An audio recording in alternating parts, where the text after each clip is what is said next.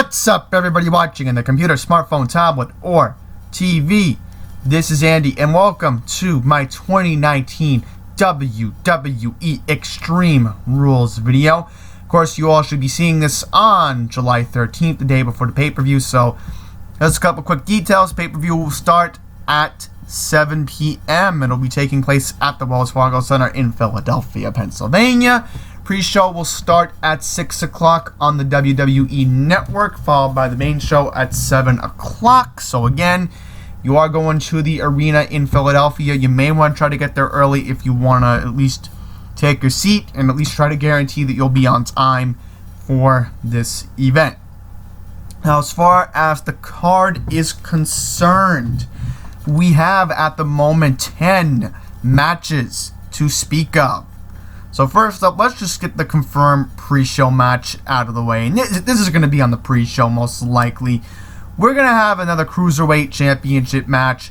Boring, I know, but let's get it out of the way. We're going to talk about...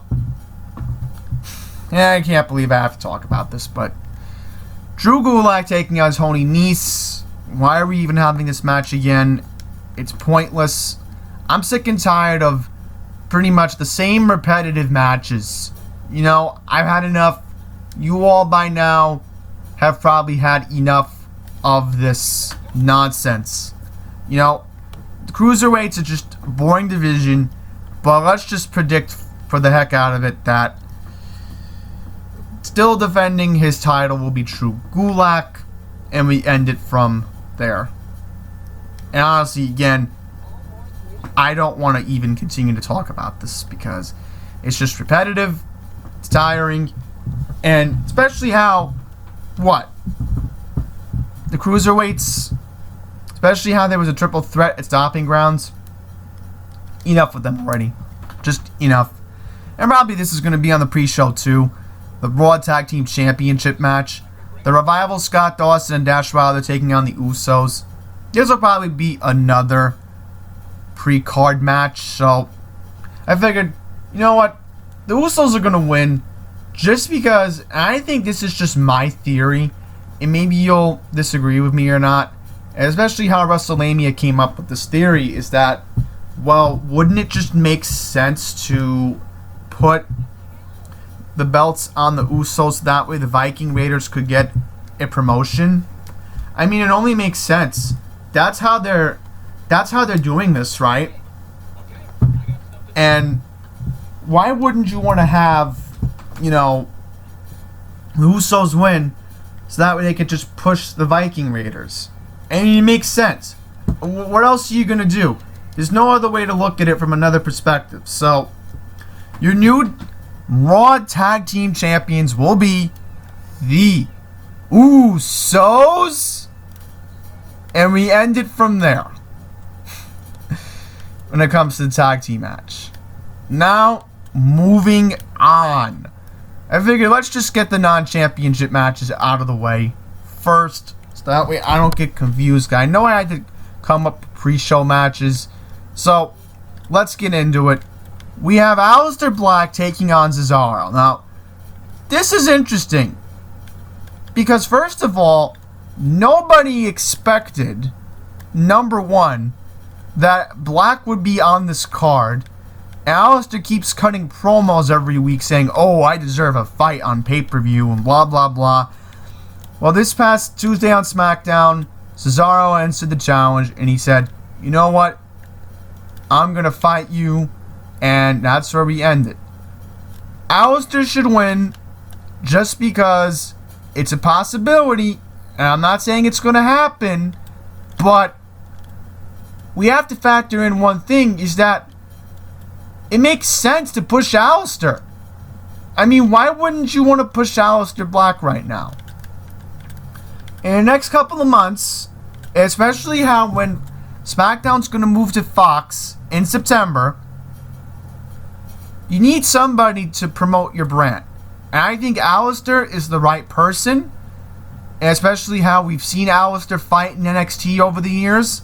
Now I think that if he can beat quality guy like Cesaro, which again, Cesaro does have some good qualities, it only makes sense that Alistair gets a big win against somebody who was a long-reigning United States champion, and especially how part of the bar with Sheamus, which I do feel bad for Sheamus that he's not going to be back for a while, but Alistair will win, and then from there, hopefully, WWE will do the right thing for once, push the right person to the top.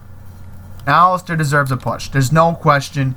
It's Alistair's time, I think, and we'll see where it goes from there. Now, as far as another non-championship match is concerned on this card, we have the no-holds-barred match, which has been promoted, and I'll bring up Kevin Owens in just a second. I'll give my reaction to it. I think this is the only time where I can talk about Owens. So, Undertaker and Roman Reigns. Yes, that's why the Undertaker is even involved in this match in the first place. Taking on Shane McMahon, the best in the world. Yes, I'm nailing it every week just because I've been watching Shane, and even though it's a heel thing. And of course, the psychopath from Ireland, Drew McIntyre, which he should be the one getting the push, not Shane. Not Shane, because I had thought my theory was that Drew... I still have Drew fighting Seth at SummerSlam. I still am going to go with that theory. I still want to see that match happen. And of course, I know it's going to be like a spot where they're going to want Undertaker to be around for a while, but let's keep in mind here that we're going to keep portraying heels to face Seth, I think.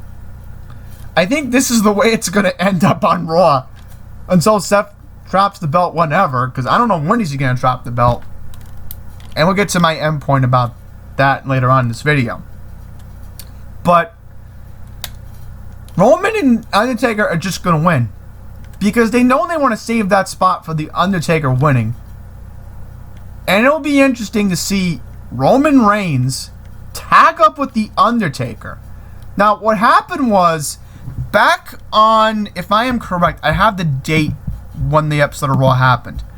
Back on the June 24th episode of Raw, Roman was getting the living you-know-what beaten out of him by Shane and Drew.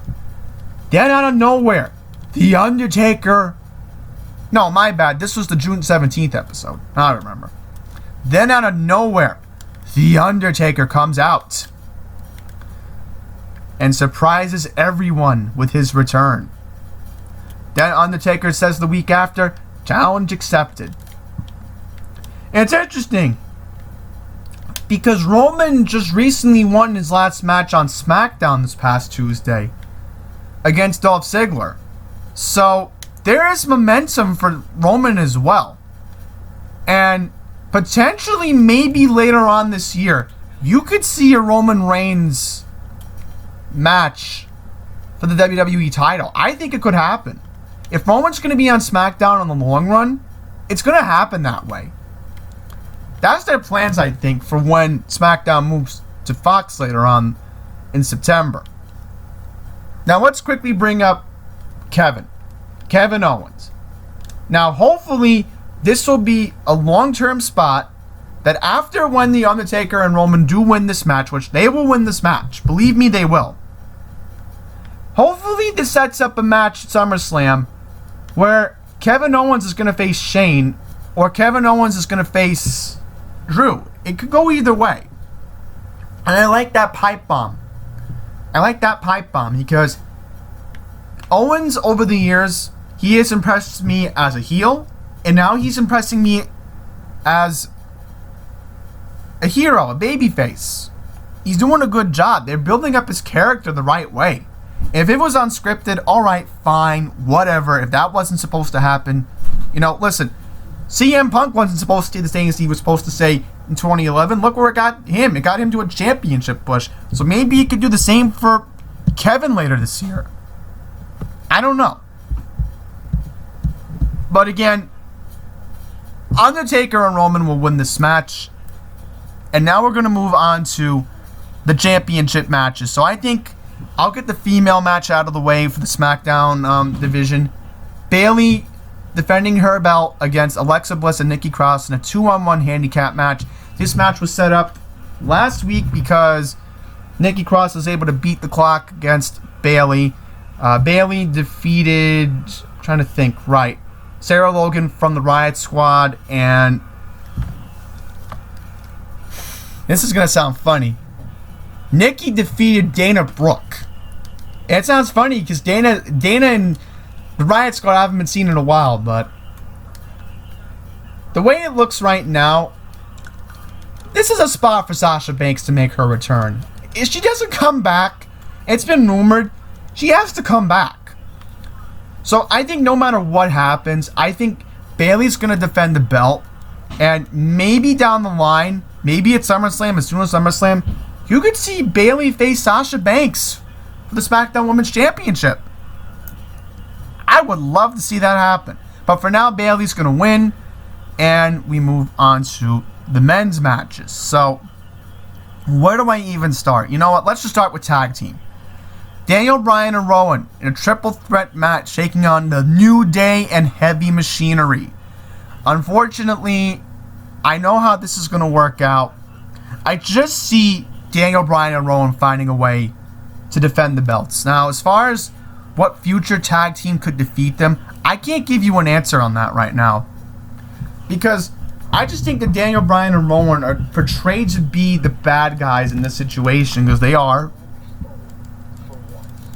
And it's a situation where you have to have Daniel and Rowan as tag team champions for a while, because the SmackDown division's not really good right now. Yes, I know you have the New Day.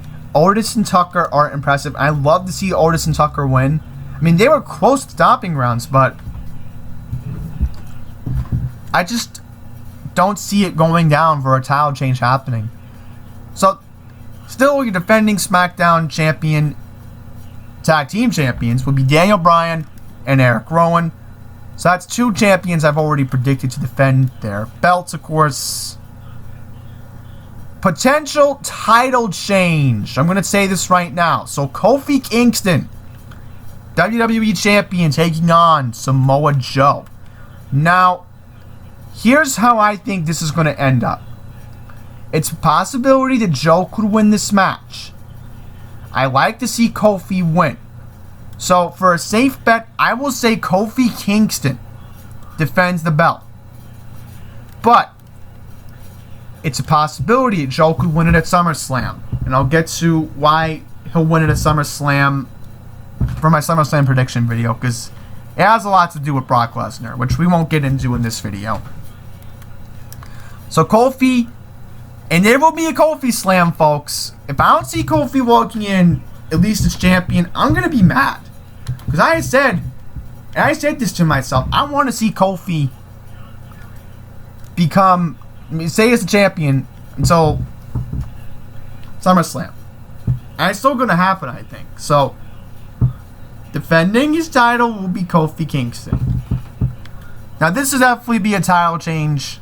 United States Championship, Ricochet taking on AJ Styles.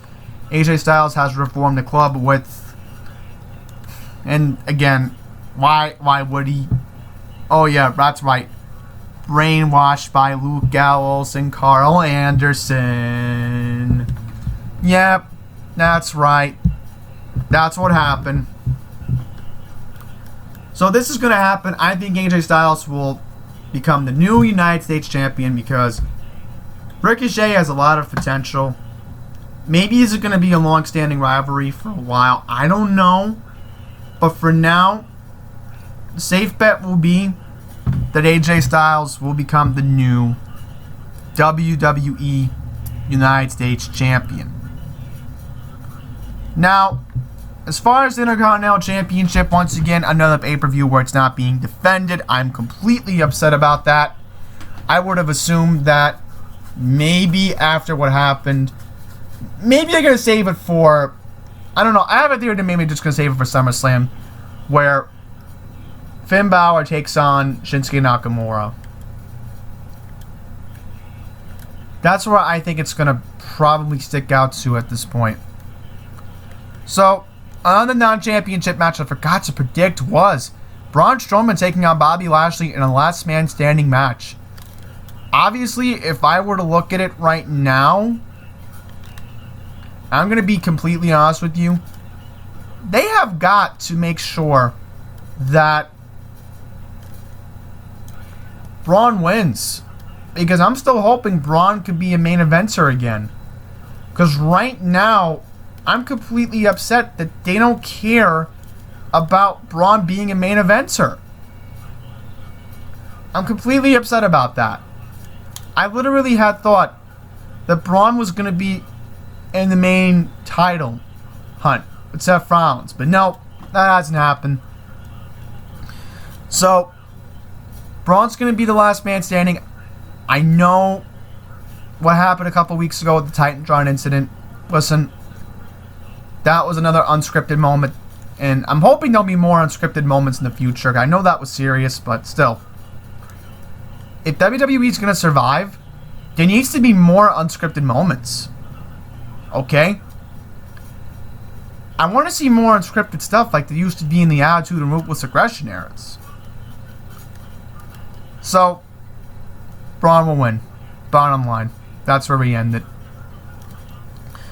Now that I have said my points about Braun Strowman, we're going to get to the last match of the evening, which will probably close out the show.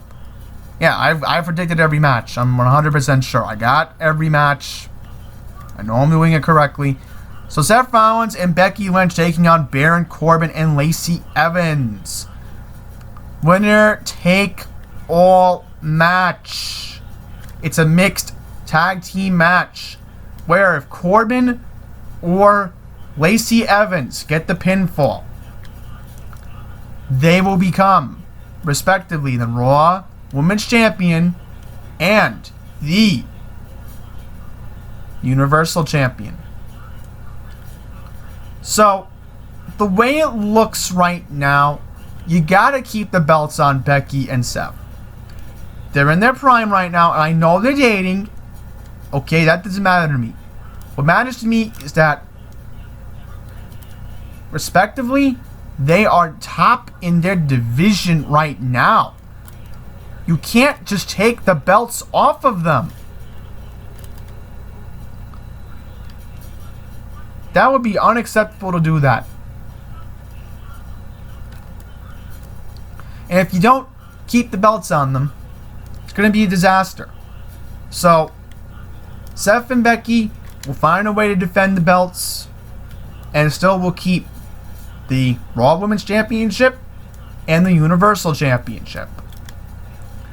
And with that out of the way, that will conclude my Extreme Rules pay-per-view video. Thank you all very much for watching. We have SummerSlam coming up next month on August 11th, which I'll be looking forward to that. And NXT! NXT coming back. I'm excited for TakeOver Toronto. That will be interesting. Thank you all for watching. Until the next one, please take care.